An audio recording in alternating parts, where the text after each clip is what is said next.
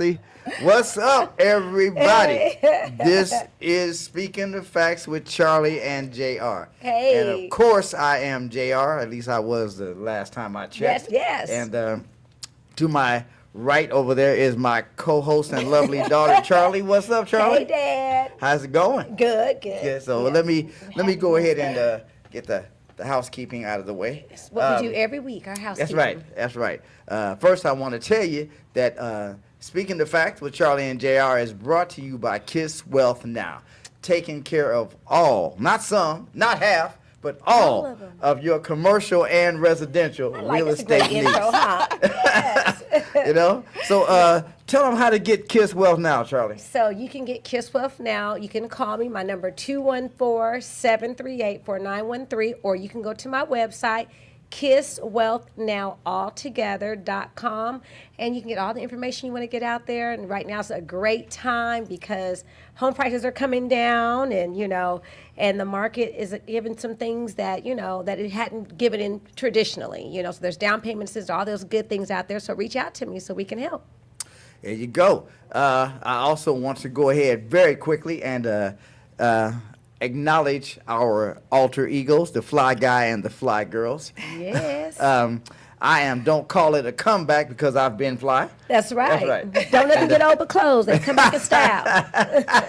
See, she got the old joke in early tonight. I got it in early. Before we even start. They said we ain't even been on the air 2 minutes. I had to do you one. I know, Yep. Check. And over there getting the old jokes in is Fly Money over there. That's right, got the money. And in the back of the room, sampling the Sampling the crab rangoon. sampling in the back of the room, sampling the crab rangoon, is our producer Kim, aka This Is Fly. What's up, Kim? Yeah. And we got Taylor over there on the knobs and faders. What's up, Taylor?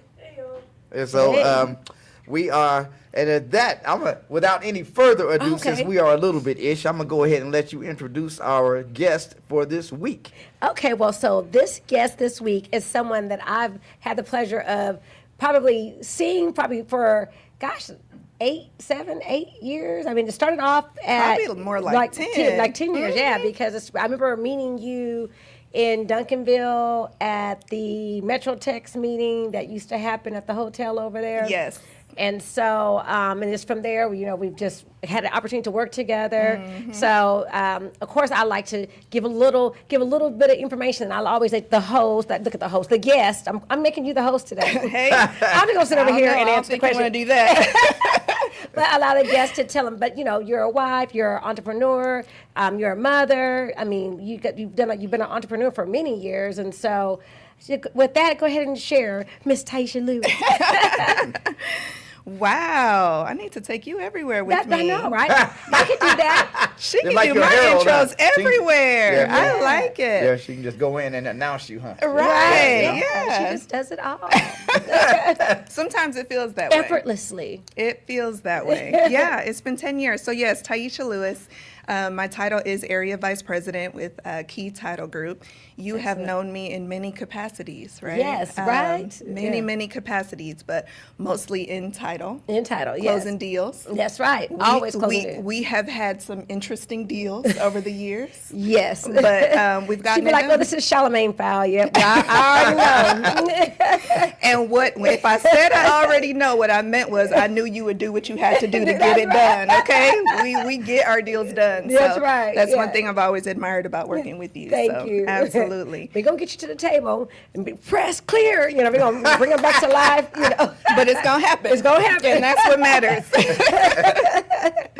So we when we first got together, it was more about real estate. But I mean, you've seen the trajectory. It's been probably about a decade since we've known each other. So since then, I do have 3 children. You saw me pregnant with one and deliver, and you know my family very well. Yeah. So, we've done it all. Exactly, you have now. So what made you get into this market? I'm pretty sure you didn't start off wanting to do real estate. You didn't start off wanting to do closings, to have that stress. It's not stressful now. We just, look at us. We don't have no gray hairs, nothing. It's no stress. Well, see, I was about to do an old joke, and you said you didn't have no gray hair, so you ruined my old that y'all joke. can see. Look at that, y'all can see. Took care of that. Took care of that. I did too. So how did I get into it? So you're absolutely right. A lot of people don't want to get into real estate. People don't want to get in the title. How many people do you hear as a child say, you know, oh, I love to be an escrow officer? Right. It's Or just I love not to be it. in title. Yeah, you don't even know what that is. That's not a thing. Yeah, And yeah. same with me. It wasn't a thing for me. So actually, I was in corporate group sales for quite some time, actually for about 10 years or so. And I was doing very well. I was recruited to work with a smaller company to help kind of grow their sales efforts. And did that for a while, and then they ended up letting me go. So after they let me go, it was the first time I hadn't worked in, I can't even tell you how many years. You know, my husband, Robert Lewis, he's Yeah. also in the industry. Right. And so he said to me, why don't you try title? My title girl mentioned she's looking for someone. Why don't you give it a try? And I was like, I don't think. Right. No. I don't want to do title. I don't want to That's talk not to at all you what I wanna about what we do every day. I'm not interested at all. Right. And so a little bit went by, and of course he circled back and he was like, just have a conversation with her. Just have breakfast, you know, just Right. see. I'm like, okay, at this point, let me just give it a Right. shot. And I did, and I was hired on the spot as an escrow officer. She made me an offer, and I said, okay, well, let me think about it. Not knowing anything about the industry apart from my own personal experience purchasing a home. Right. But my personal experience purchasing a home was not very good. It was not a good one. I felt like I was not done the best service throughout my transaction. So after speaking with her and after thinking about it, I was like, you know, I'll just try it out for a little bit. Right. What do we always say? Until something better comes along. Wrong. That's right. Yeah. Yeah.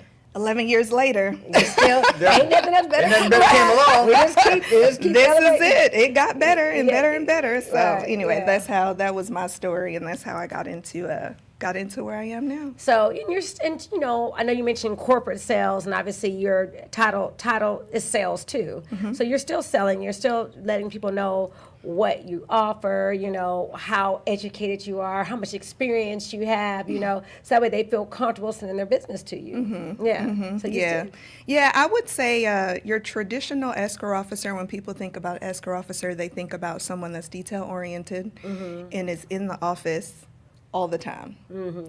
And that's not me. Right, yeah. So I'm more of an, probably because of the sales background, I want to go out, I want to meet the people, I want to market, I want to go to the event. I'm very much like you. We Right, run right. into each other all the time Yeah, at these exactly. events. Right. I like to teach the classes. I like the people aspect of it too. Exactly. And so that's the fun part, is marrying the two, the boring escrow officer that people always think about, and then Right. the sales piece of also having a good time while doing Exactly, it. and you have to. I mean, because otherwise, one thing I can say about if anybody's thinking about coming to the dark side, I'm saying, look at It's real dark. estate, mortgage, title. It's never dull. As much as people think, oh, you're pushing paper. No. There's something different on everybody's paper. Everybody has a different story. Everybody has a different outcome. Everybody has a different need. There's not anything that's the same. So, even the guidelines have exceptions to the rule because nobody quite fits in a box. So, Yep. it's never dull because you have different personalities. I mean, probably the best one was where I was doing a loan for a guy who happened to still be married, and he was buying a house with the girlfriend. And so then when we found out that, that he was still married.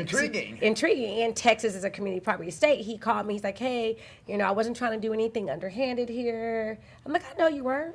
Of course not. Why would I? Why would I think Who that a would married do man? such a thing? Why would I think that a married man buying a With a house with his girlfriend is underhanded? I wouldn't think that at all. Never think about that, ever. And so, so I said, well, the only thing that we can do in this instance is, reach out to your wife and see if she's okay with you buying a house with the girlfriend. Oh, this is getting good. This is getting I'm good. already laughing. So, yeah. But I mean, like things like that. So believe it or not, which I, again, if anybody's in that situation, no judgment here. I wouldn't have done, ooh, Kim, it flipped. I wouldn't, I wouldn't have done it, but the girlfriend was okay with it. Oh, The wife? the wife. Both. The wife. Well, Yeah, I mean, you know the what? wife The and the wife, the girlfriend. wife wasn't on the loan. The wife was just on title, remember? Yeah, you had to ask the wife. Yeah. And so that was, that takes a lot of, to have the husband, the wife, Yeah. and the boyfriend and the husband.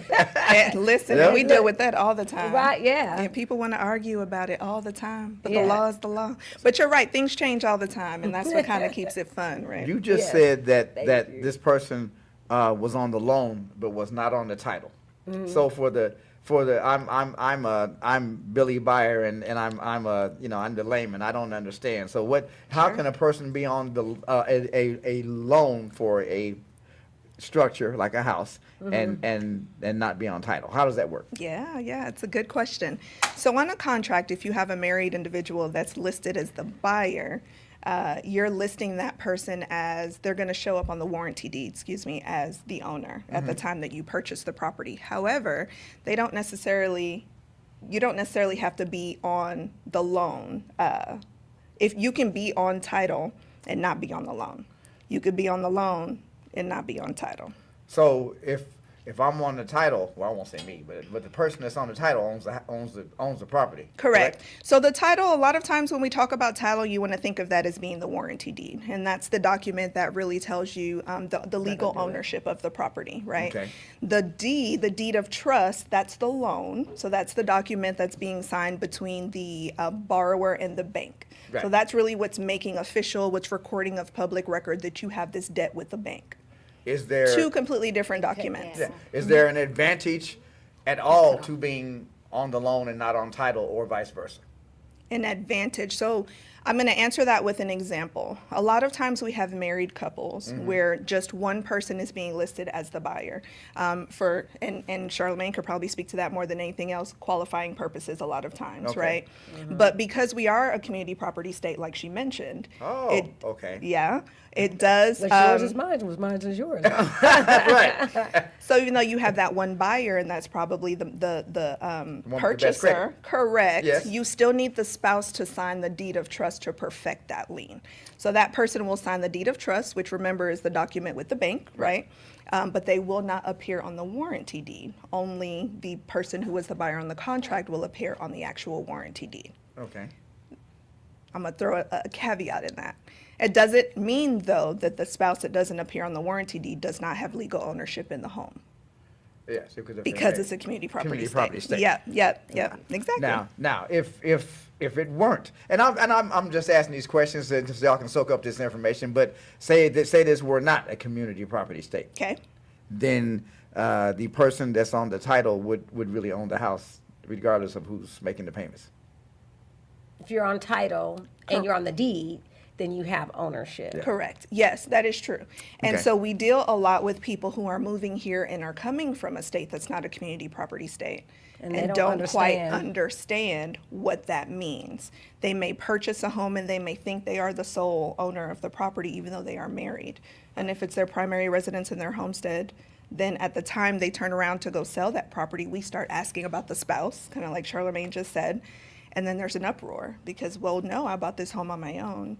And so then we have to go into the education portion of it, what a community property state means. And yes, in Right. fact, we do need that spouse. So. Exactly, and we talk about it all the time. I actually had somebody call me today, and I helped her buy a house a couple years ago, and her husband passed away in January, and so she's not trying to sell the house, but she's trying to get the husband's name off and all that stuff, and they were telling her, hey, you only have 50% ownership, and she Yeah. goes, what do you mean?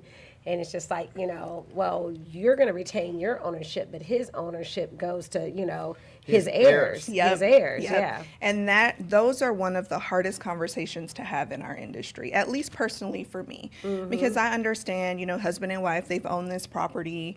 The children may be grown adults and they may not have ever stepped foot in the property. They may not have ever paid property taxes, seen the home, nothing. Right. But if the proper documents are not in place, which is why I Having try a to will. educate people, that's it. Or a trust. Having a will or a trust or really doing your estate planning. Right. I tell people you work so hard. This is likely the greatest purchase you're going to make in your Right, life. yeah, protect You your want to assets. make sure you protect that. So at the Yeah. time that you pass, what's happening with the property is what you truly want to happen with it, and you're not leaving it to state law to say what happens to it, yeah. But then exactly that, one of the spouses may pass, and if they don't have their estate planning documents in place, then that means state law will say that their children also has 50% ownership in the home along with that surviving spouse.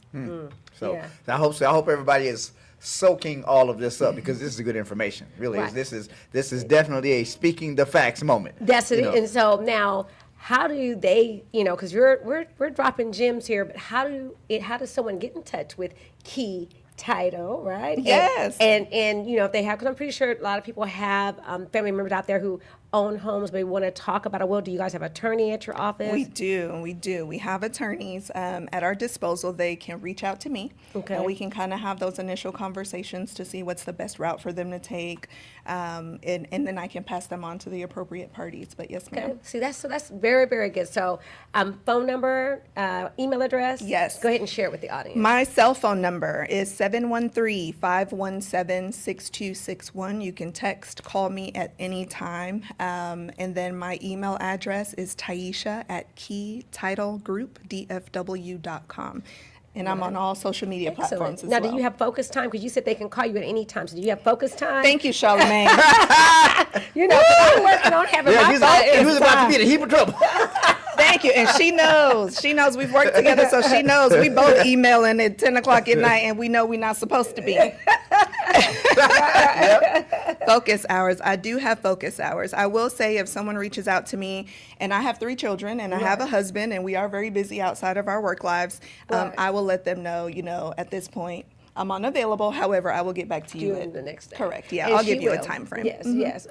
That's very true. So back to the layman questions. Yes. Look, Look, I didn't know what we were going to talk about today, but Well, yeah. I'm ready. Well, I'm sure that there's someone out there that's thinking about buying a home, or what. So is there a because a person wouldn't say, I'm gonna buy a house, let me go call a title person.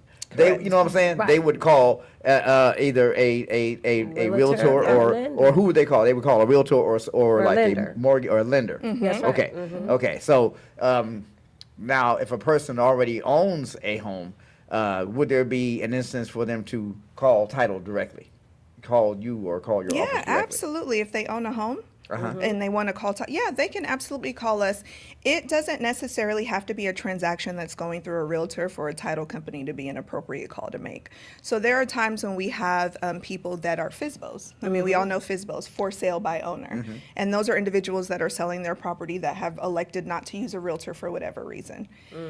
Just for the record, for those that are looking, we love for you to be represented because those are the experts. Right. They understand the transaction. They know how to best serve you. However, you do have people that don't want to do that. They can call the title company directly, and we will provide the same service that we provide if they were using a realtor. Okay. Does that, if a person is not using a professional like a realtor and they call you, does that put you in greater legal, greater legal liability? I know because where you're they haven't, going. because they don't know what they're doing. They haven't been provided I the know where service you're on the going. other end. Not necessarily, because what we do is we do not represent them, and we do not provide them with any legal advice, and we're very clear on that when we tell Okay. them that. So if sometimes they'll call us and they'll ask for us to complete their contract for them. We won't do it. We Okay. will not complete a contract. That's a perfect time for us to let them know this is a good reason for you to have a realtor, because a realtor has been trained on this contract backwards and forwards, right? Right. However, if they complete the contract on their own and they send it to us, then we'll do exactly what we would do if a realtor were the one to send it to us. Do you check it first? The contract, do you check it for, I mean, We do check the contract. Okay. Not to tell them, hey, you've made an error here, you didn't do this here, or what have you. But we check it because the contract is our guideline. Right. And so we're doing what the contract is instructing us to do.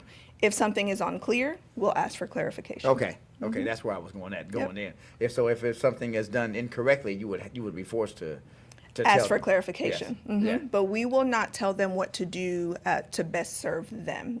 We're a neutral third party in the transaction. Okay. So we won't say, hey, these are not the best Right, right. terms that you just agreed to. We're just going to, okay, we received it, we're going to do what you've So instructed basically, us to she's do. saying she has a great poker face. You will not know how she feels one way or the other. True. Then she gonna be like, I see you and I raise you 20. Yeah. Okay. Yeah, so- Thank you. Right. Yeah, it's like, okay, this is okay. You just sign right here. This is what this means. You're okay, you know. But that's Yeah. why I asked about the legal risk, because, you know, without the professional guiding the contract process and everything, I guess you can't really say this is wrong, because then you're giving legal advice. Correct. Right. Okay. Yep. And then, you know, for the people who don't know what title insurance is, because a lot of people don't know, like we're up here talking about title insurance, we know what it is, but I'm pretty sure people in our audience doesn't know. So Yeah. what is title insurance and what does it do? Absolutely.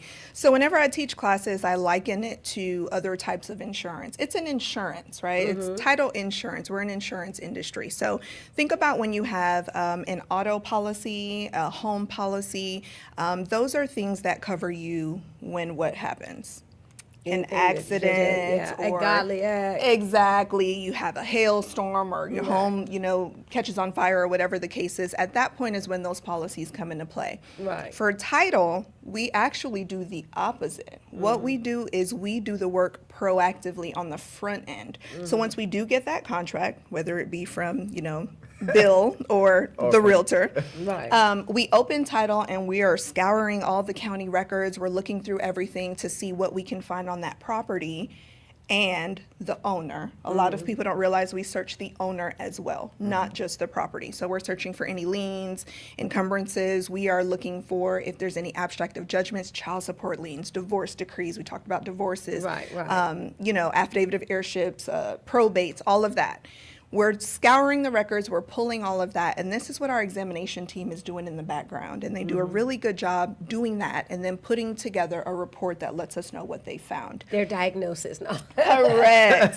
So that's a title commitment. For those of you that are in the industry, you know what that is. You see it all the time. And that title commitment then tells us what needs to be cleared in order for the transaction to be ready to close with clear title.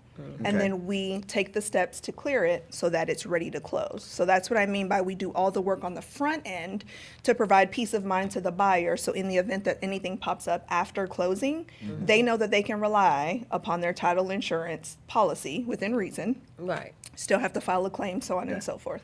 So when you say if something wasn't, give me an example of something not being right. Ooh, What happened? I'm just getting right to the What judge. happened at the closing table?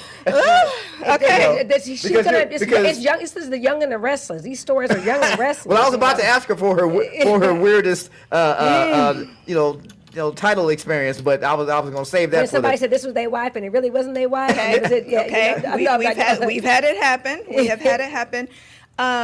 Something that could happen. We just talked about people that pass. Right.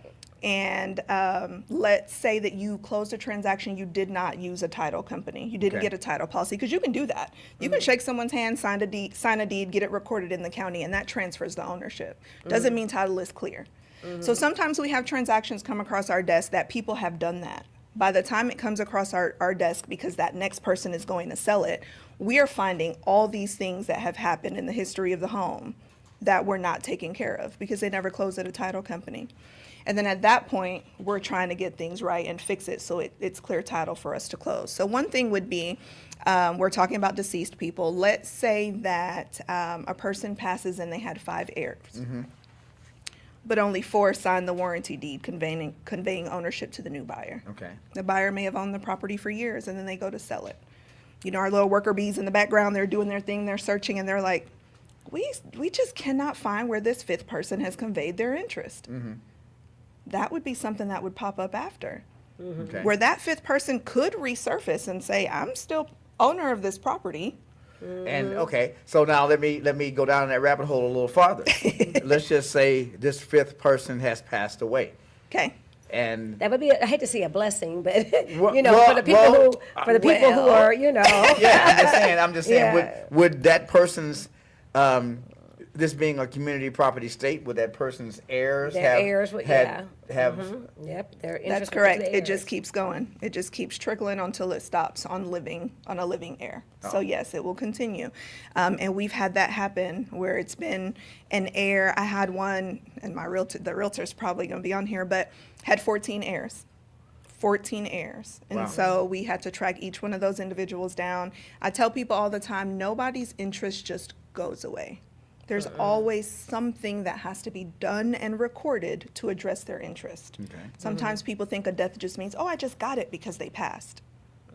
Was anything recorded of public record to indicate that? And if not, we have to do that to take care of it. And the moral of this story, Handle your affairs. Yes. I know, right? Exactly. Estate plan, get a will, get a trust, whatever. Talk to an estate Documentation planner. trumps conversation. Yes. Don't well, say what you I like that. I'm want. gonna have to keep that one. You I- know, I I'm gonna have to love send you a cash app and keep that one. Send them an invoice. That's right. So let's what is a really just weird or scary title experience that you have had?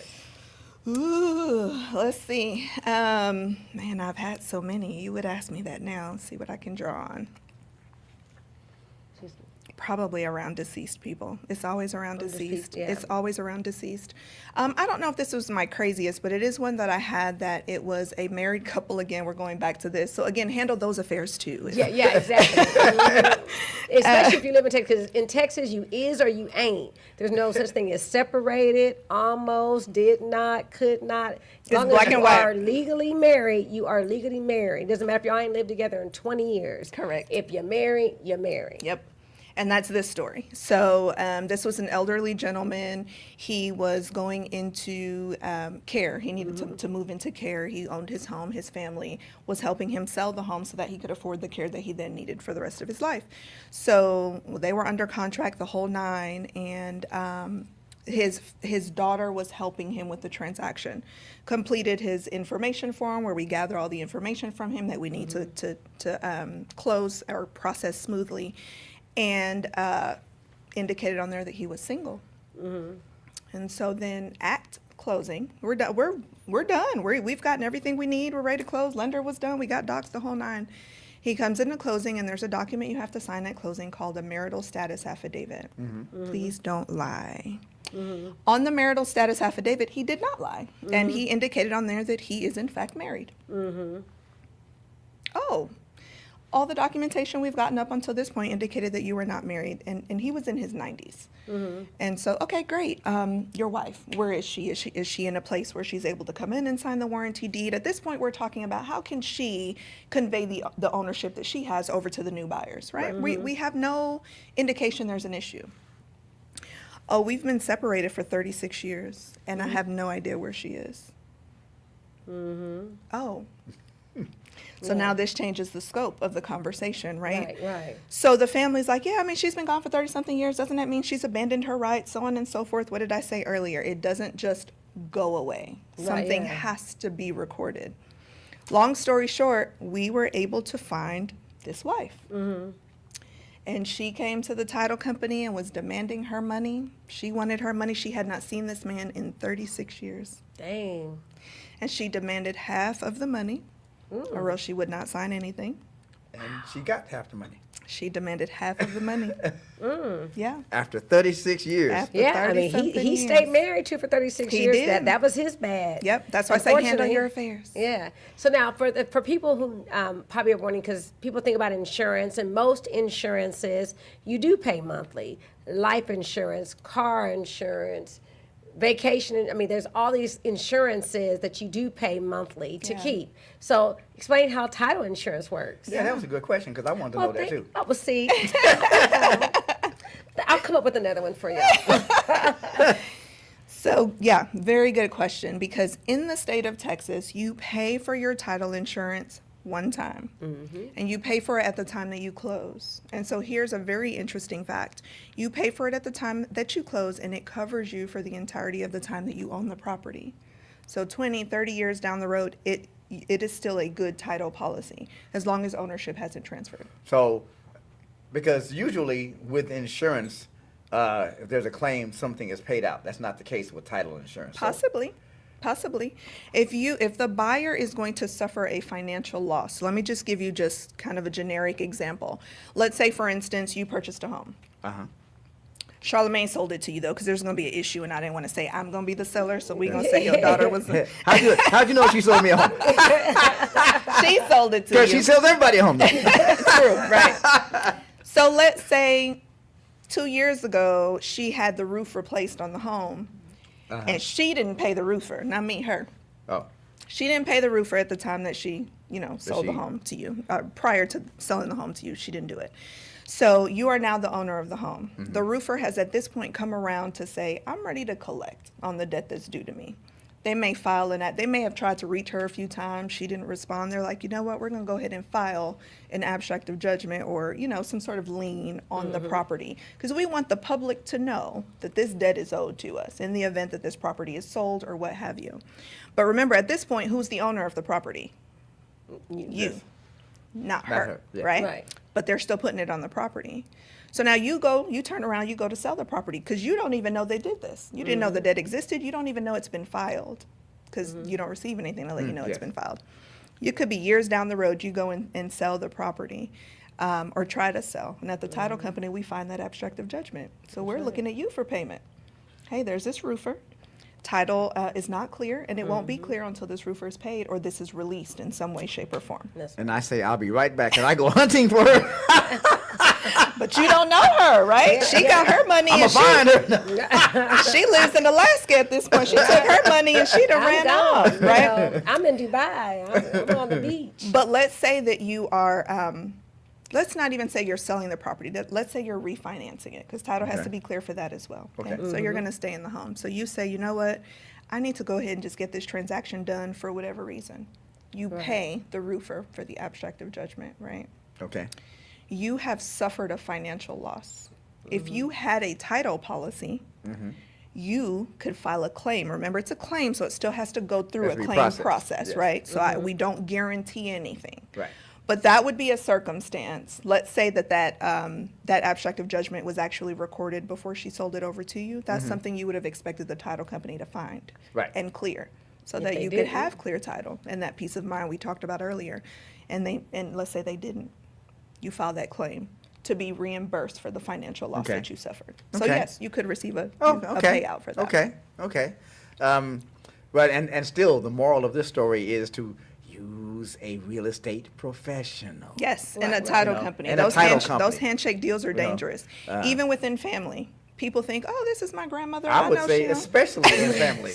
I'm sorry. I'm just depending on the family. Right, huh? Yeah, depending on the family, yeah. Right, exactly. But Yeah. like, look at,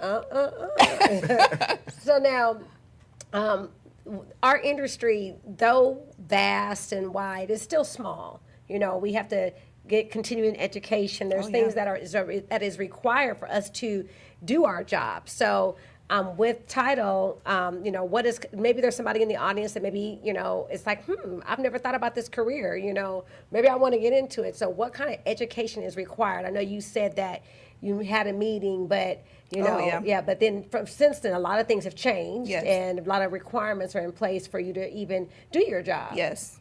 I will say, even then, I didn't mention, but even then you did have to be licensed, right? We do have to be licensed for what we do. So like you say, we do also go through continuing education. We do have to renew our license. We do have to show the classes, proof of the classes that we've taken to keep ourselves sharp. And if you're just good at what you do, you want to make sure you have that knowledge. Right. Because things change, regulations change, contracts change. But You yeah, want we to. just We need just to- went through a major one Yeah, that exactly. kind of rattled the industry because a lot of people didn't educate themselves on what the change meant. Right, So we were exactly. getting contracts that were not filled out correctly. Oh, okay. Right? That we had to ask for clarification, but we couldn't tell them, Right. do this, put this in this blank. This paragraph 12 doesn't mean what it meant before. Yeah, exactly. You got to switch it up. Yeah. Exactly. Well, say So- they came to you and they said, well, okay, I should have hired somebody, but I didn't. So can I hire your legal department to tell me what to do? For a nominal fee. Well, I did say hire. I didn't say, will you? Look, I shouldn't be speaking for her.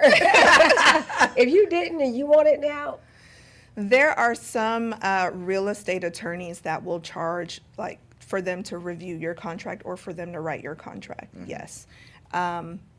Taisha, no. okay. That's a simple answer. So. Okay, see, there you go. Well, So I was another talking reason about why the you need to- attorneys that are available. They would for a fee. They Yeah, would- they could for a fee depending on what it was. But if you use Also- Taisha, Yes. Also, you want to remember that with us being a neutral third party, there are times when we're closing a transaction that our attorneys may not be able to do certain things in that transaction because it then takes them out of a neutral role. They would then be representing the best interest of one of the parties. So Okay. Right. Okay. So that's the biggest thing. Title company is neutral, and they're there to insure the property, not you. So that's something that's important to go into it, meaning that, if they're, whatever the insurance is on 123 ABC Street, that's what it's for. yes, yeah, Yeah, so yep. now, with this new venture that you're in now, which I know you're excited about. Very.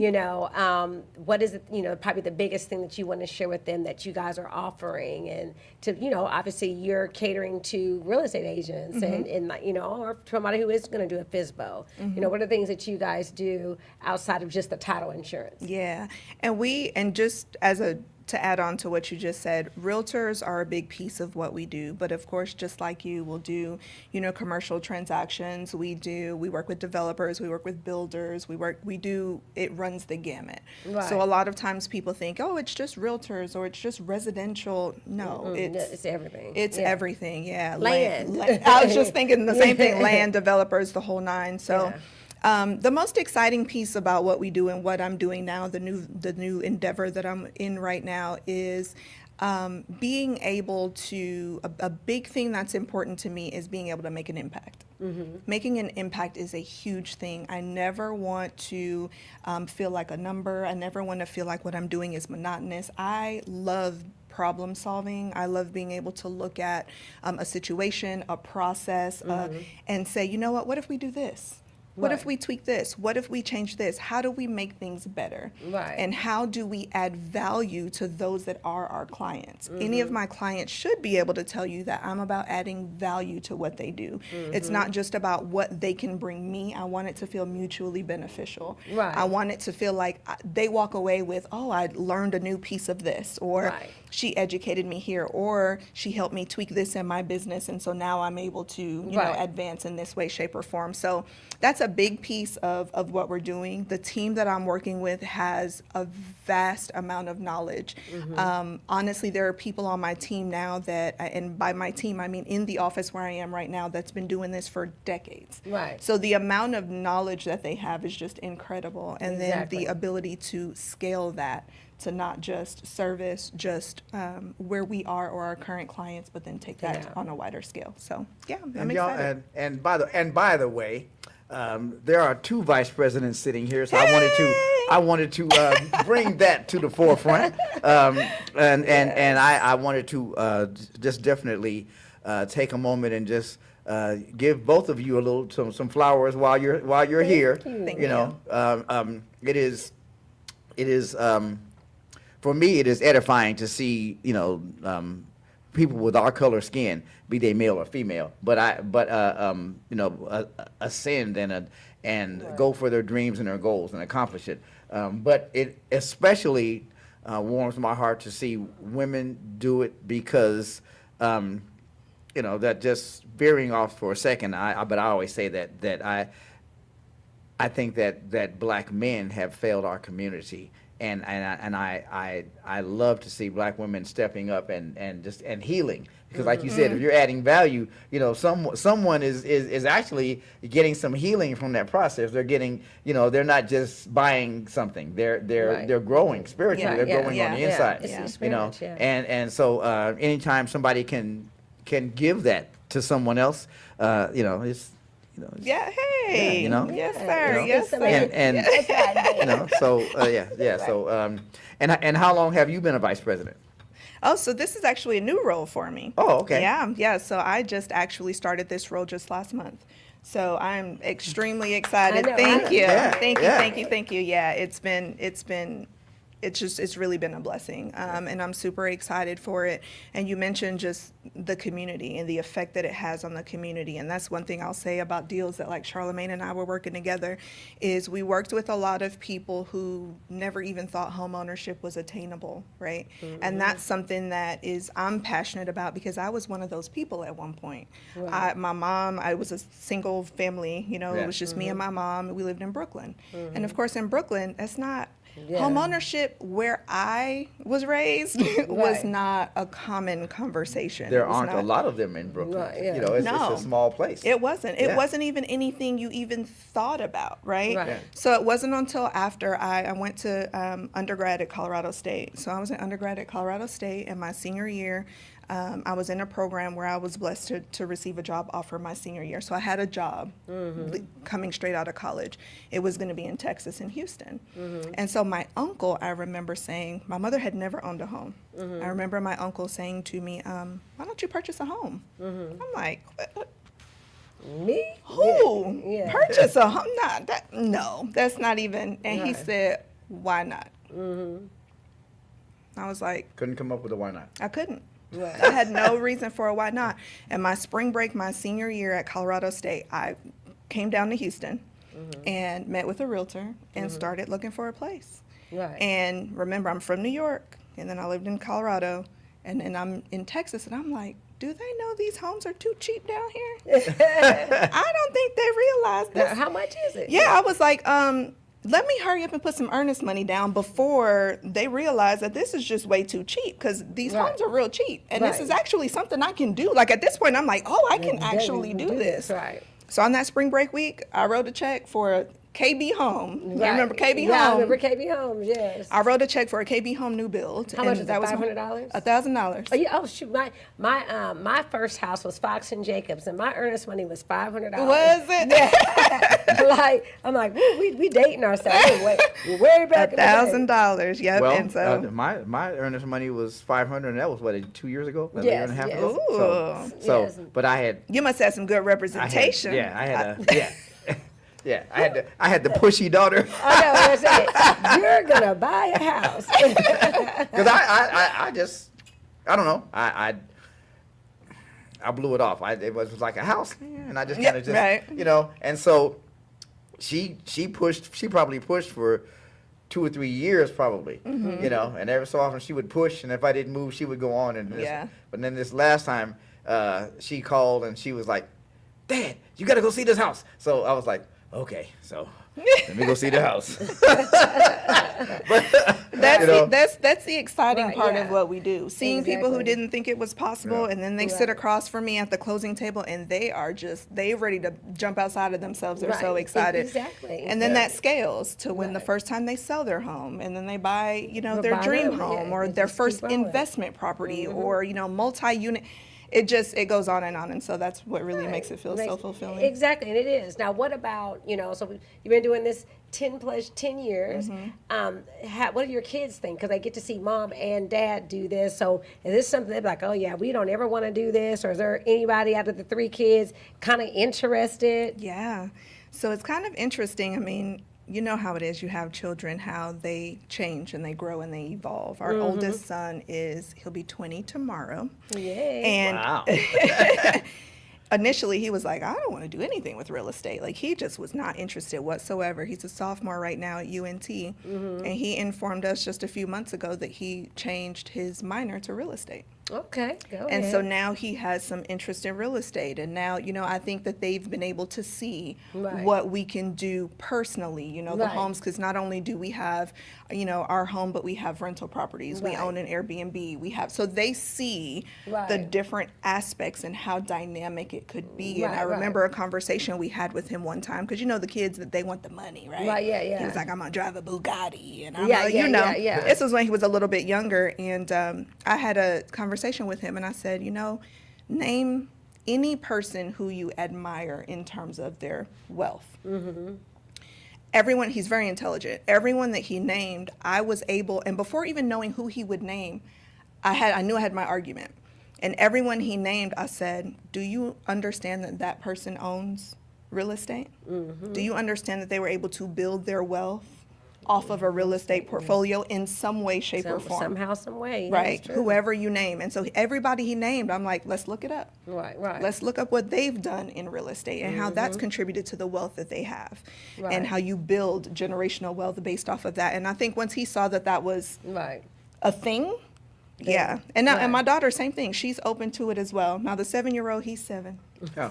Well, Yeah. He's just started to understand exactly what mom and dad do. Right. So I don't know how he'll yeah. play out. But I know my kids are like, oh my gosh, you got to talk to these people all the time. Oh, Like, yeah. Oh, yeah. Yeah. And it's like, yeah, we do. You know, a little bit. I don't think they'll get into title, but probably the other aspects of real estate. Yeah. And you know, because in title, I mean, again, you have to make it fun. Any job, I think you have to make it fun, and you honestly have to love what you do. Right. And I can say that I truly love what I do, because when a person, I was on scrolling and somebody said, you know, when a real estate agent sends you a deal and, you know, the person was like missing an eye and like this person, like, and literally, you know, we, you know, are we're making people look nice and pretty, you know. When Especially I get you. Yeah, because when I get them, I'm no telling what I'm working with. But by the time I get finished painting this picture, it's a Picasso. It might be a knockoff, but it's a Picasso. It looks nice. Well, It looks nice. Yeah. And I just need the underwriter to be like, okay, all right. All right. That eye's hanging a little bit. Well, you gonna sign it anyway. That eyes hanging. Because